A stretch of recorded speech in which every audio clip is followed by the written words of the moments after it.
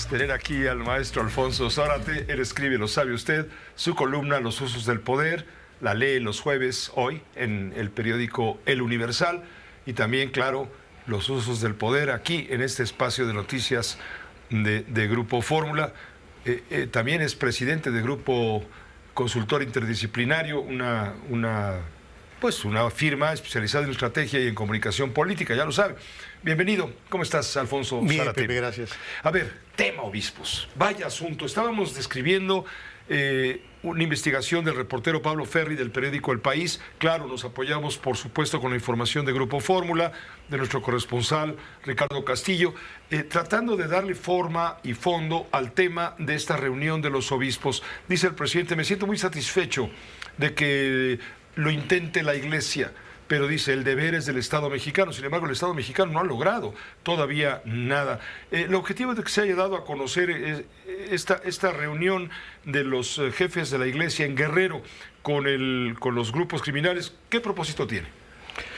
Yo creo que los propios obispos han dejado claro que ante la ausencia del Estado y ante la manera en que las comunidades sufren la presencia de los grupos criminales, ellos no han tenido otra opción que tratar de acudir a los jefes de plaza, a los capos del crimen organizado, para pedirles clemencia, para pedirles que hagan una tregua entre sí, que evite el que sigan continuando estos secuestros, estas extorsiones, estos asesinatos. Pero finalmente resulta inútil el buscar la tregua, porque cuando entra el tema de las territorialidades, es decir, donde tienen mayor influencia un grupo sobre otro, etcétera, ahí ya no hay forma de negociar. Sí, y yo creo además que resulta de una enorme ingenuidad para los obispos el pretender que pueden apelar a la buena conciencia de criminales que, como lo hemos sabido, alcanzan niveles de bestialidad que no conocíamos antes, que no solamente torturan, secuestran, sino destazan seres humanos. Y a ellos les quieren mover un poco el alto clero mexicano para decirles: tengan humanidad, sean conscientes, y obviamente no van a lograr absolutamente nada. Pero la Iglesia es un interlocutor válido. ¿Por qué? Porque sí, por delincuentes que sean, por pecadores que sean, son católicos, o digamos, muchos de ellos, la mayoría de ellos, tienen que ver también con los ritos eclesiásticos. Y sí, es una forma de hablar el mismo idioma. Sí, yo creo que, digamos, aquí un dato interesante también a considerar es que el Estado mexicano de la posrevolución fue un Estado profundamente anticlerical, lo cual se explica porque en la discusión en Querétaro, en la Plaza de la República, de la nueva Constitución, prevaleció el punto de vista de los diputados jacobinos que encabezaba Francisco J. Mújica, y que era profundamente anticlerical. Yo diría no antirreligioso, anticlerical. Y ese anticlericalismo quedó plasmado en la Constitución, en el artículo 3º, en el 27, en el 130. Fíjate nada más, el artículo 130 decía, antes de la reforma de Salinas de Gortari, esta Constitución no reconoce personalidad jurídica alguna a las corporaciones religiosas denominadas iglesias. Es decir, para nosotros las iglesias no existen. Sin embargo, Salinas de Gortari introduce reformas constitucionales que le dan un nuevo estatus a la Iglesia Católica y a la jerarquía. Y a partir de ese momento, de una manera mucho más abierta, los sacerdotes, los obispos, los cardenales empiezan a jugar un rol mucho más activo.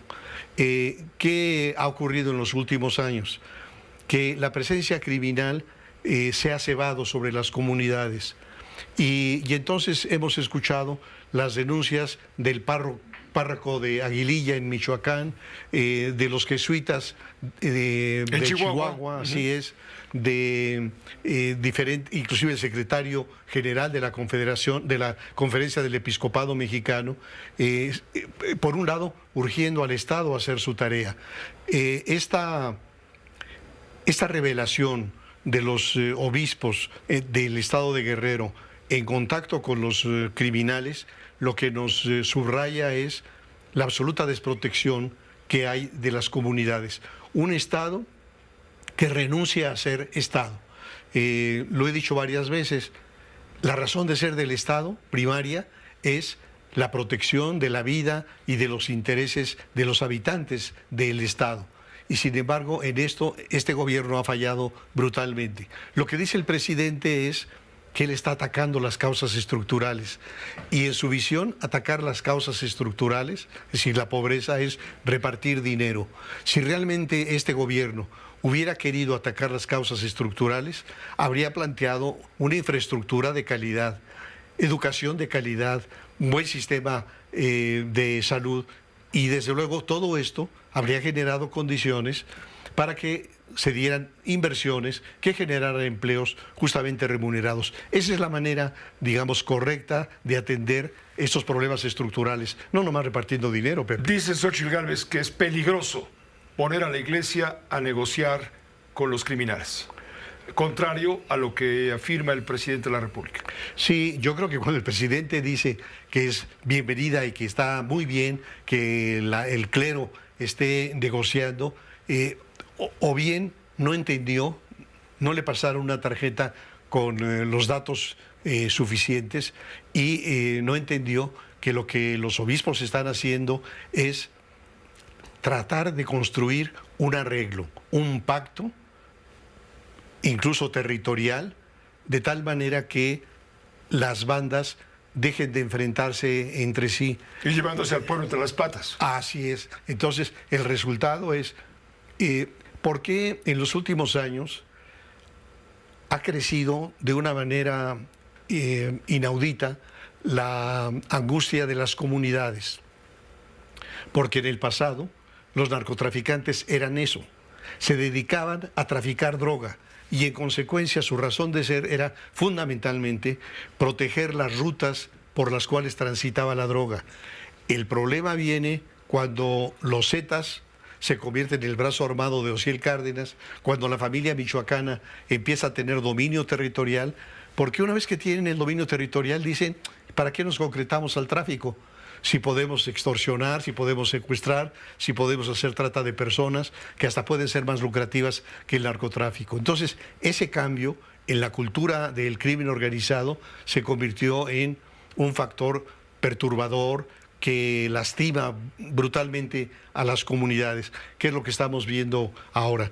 Y yo diría, en síntesis, que lo que ocurre en estos niveles de Guerrero, que está también en zonas de Michoacán, de Chiapas. De Chihuahua, etcétera, se reproduce en otra vertiente, en el tema de los transportistas.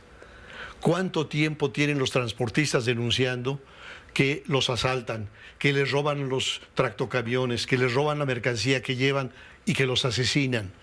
Y cuando se escucha a la secretaria de Gobernación hablar de que los ha atendido porque van 120 reuniones, eso de lo que nos habla es que esas reuniones significan lo mismo que la carabina de Ambrosio, que han pasado 120 reuniones y que no han tenido la capacidad para instrumentar medidas con los recursos tecnológicos que tienen, y que la Guardia Nacional solamente cumple un papel simbólico, escenográfico.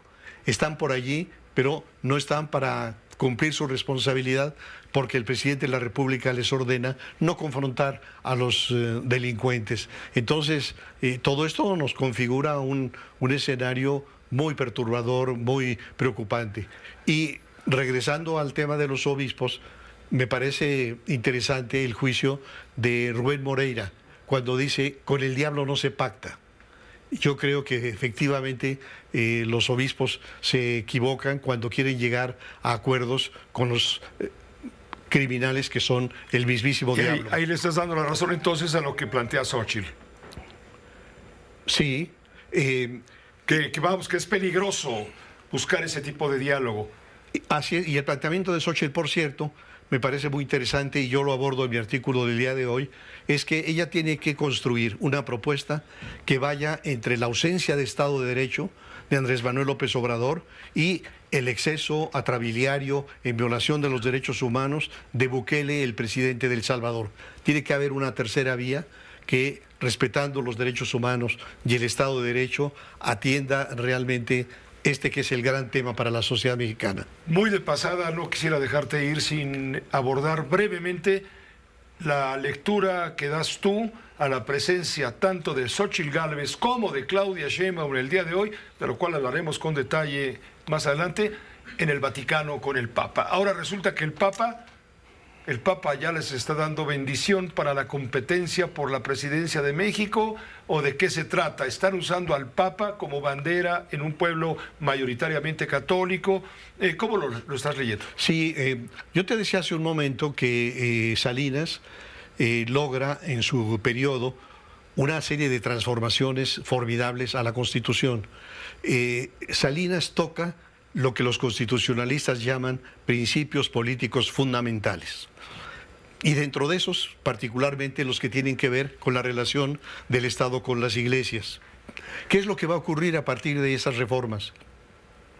Que de repente este Estado laico, en donde los servidores públicos mostraban ostensiblemente una distancia con todo lo que fuera religión, descubren que ya no van a ser censurados por reconocerse católicos, y entonces el look católico empieza a ser un argumento electoral.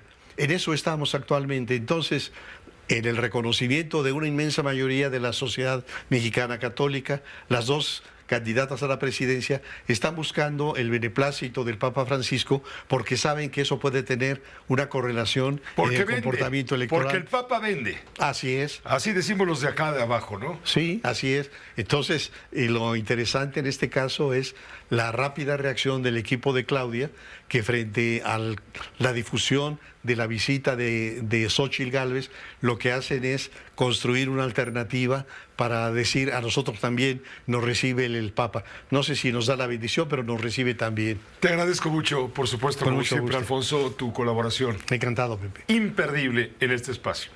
Te lo agradezco a ti. Que te vaya muy bien. Muy buenas noches, Oscar.